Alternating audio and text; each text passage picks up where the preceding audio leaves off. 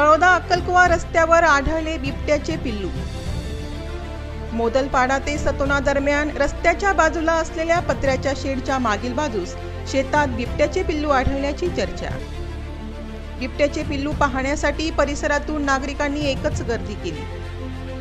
ग्रामस्थांनी वन विभागाला माहिती दिली। बिबट्याचे पिल्लू आढळल्याचे फोटो व्हिडिओ सोशल मीडियावर व्हायरल। पिल्लू आढळल्याने मादी देखील आसपासच्या परिसरात असण्याची शक्यता वर्तवली जात आहे। त्यामुळे नागरिकांमध्ये भीतीचे वातावरण पसरले आहे। आदिवासी जनजागृती न्यूज चॅनल धडगाव, नमस्कार।